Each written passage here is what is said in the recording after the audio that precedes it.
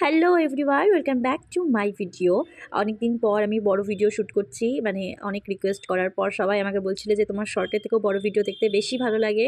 তো সবাইকে thank you. আর হ্যাঁ, আমি অবশ্যই বড় ভিডিও আরও আনবো। তো এটা আমরা যাচ্ছিলাম হচ্ছে কালীকুন্ডি ধাম, যেটা কালিয়াগঞ্জে নতুন খুলেছে, এই ধংকুলের কাছাকাছি একটা জায়গা। তোমরা ভাবতেও পারবে না আমরা একটা টোটোতে 10 জন এসেছি।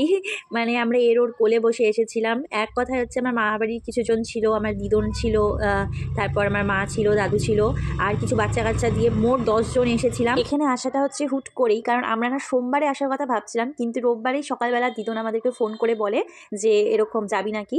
তো সেখানে আমার যাওয়ার কোনো কথা ছিল না, কিন্তু কালীকুন্ডি ধামটা এতটাই পপুলারিটি পেয়েছে কালিয়াগঞ্জে, মানে সবার মুখে মুখে কালীকুন্ডি ধাম।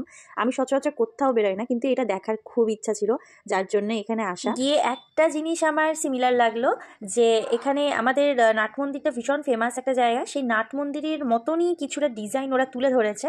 তো আমার কিছুটা ওরকমই লাগলো আর কি। এখন জানি না তোমাদের কি মত, তোমরা যারা যারা কালিয়াগঞ্জ থেকে দেখবে তারা ভালো বলতে পারবে।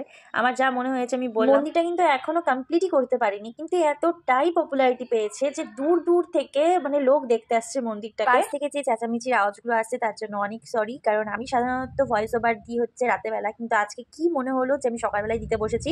আর ভীষণ বাড়ির আওয়াজ, আমাদের মানে এক একজনের গলা একদম মাইকের সাউন্ড ফেল। এমনিতে আমি ভীষণই অলস, কিন্তু আমি যদি কোনো কাজ মনে করিনি যে আমি এখনই করব, মানে ওটা আমি করেই ছাড়ি যেভাবেই হোক। ওটার জন্য আমার টাইম দেখতে হয় না যে এখন কটা বাজে বা কি, বা কখন করা যাবে না করা যাবে, মানে কোনো কাজ করবো তো এক্ষুনি করবো এরকম। তো এবার আসা যাক মন্দিরের কথায়। তো মন্দির যেটা এখনই দেখালাম সেটাতে রয়েছে হচ্ছে নিতাই আর রাধাকৃষ্ণের মূর্তি, আর পাশেই একদম হচ্ছিল রাসের কারণেই যত সম্ভব এতটাই ভিড় ছিল, মানে মনে হলো আর কি। ও তোমাদের সাথে আমি আরেকটা কথা শেয়ার করার ছিল। তোমরা আমাকে অনেকেই জিজ্ঞাসা করো, দিদি তুমি কেন বড় ভিডিও দাও না?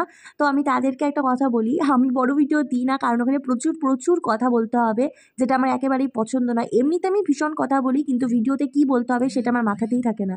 এই জন্য আমি বড় ভিডিও দিই না, একটু বেশি খাটতে হবে দেখে, একটু বেশি কথা বলতে হবে দেখে। তবে প্রত্যেক সপ্তাহে বা 4-5 দিন পর পর আমি বড় ভিডিও অবশ্যই শ্যুট করার চেষ্টা করবো, আর তোমাদেরকে আমি অবশ্যই দেখাবো আমার লাইফস্টাইলটাও ঠিক কিরকম। তোমরা যে এই জায়গাটা দেখছো এটা হচ্ছে মন্দিরের সাইডের উল্টো দিকটা, যেখানে একটা পুকুরের মতো হয়তো করেছে, আমি এর আগেও একবার দেখালাম।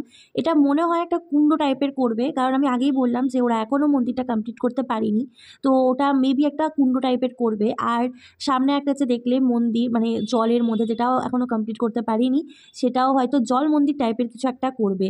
কিন্তু যাই বলো, জিনিসটা বেশ সুন্দর হচ্ছে, মানে যখন ফাইনাল টাচ আপটা দেবে তখন মেবি আরও বেশি ভালো লাগবে। তারপর হচ্ছে এই জায়গাটা, যেটা পুকুর বরাবর চলে এলে একদম জায়গাটা পার্কের মতো করেছে। জিনিসটা ভীষণ সুন্দর, একদম শান্ত, প্রচুর গাছপালার মধ্যে কালী ঠাকুর, শিব ঠাকুর আর মনসা ঠাকুর স্থাপন করা হয়েছে। আমার আর সব জায়গার মধ্যে থেকে এই জায়গাটা ভীষণ ভালো লেগেছে, কারণ এটা খুবই শান্ত একটা পরিবেশ ছিল এই জায়গাটা। আর এই জায়গাটা একদম উদ্যান টাইপের করা হয়েছে, বেশ সুন্দর, যেটা মনে হয় এই বাড়িটার কি যারা কীর্তন দল তাদের থাকার জন্য। আর আশেপাশে বসার জায়গা আছে, তারপর ক্যান্টিন রয়েছে একটা। আর ওই যে সামনে দেখতে পাচ্ছ যে ভিড়টা, সেটা হচ্ছে টিকিটের, মানে খাওয়ার টিকিটের, যে টিকিটটা পেলে মানুষদের ভেতরে গিয়ে খেতে পারবে। তো সেখানে আমরাও দাঁড়িয়েছিলাম ওখানকার প্রসাদ খাওয়ার জন্য। বিশ্বাস করো, আমি ওখানে যুদ্ধ করে একটা টিকিট পেয়েছিলাম, কিন্তু ওখানকার লোকরা এমন করছিল যে লোকগুলো লাস্টে অতিষ্ঠ হয়ে চলে যায় ওখান থেকে, যে বলে তোমাদের একজনকেও টিকিট। যাই হোক, অনেক কষ্ট করে হলেও আমরা অনেক যুদ্ধ করে খেয়ে দিয়ে একটু পুকুর ধারে বসে রিল্যাক্স করার জন্য। আজকের জন্য এতটুকুই, দেখা হচ্ছে আবার পরের কোনো নেক্সট ভিডিওতে। তো ভালো লাগলে like, comment, subscribe or follow,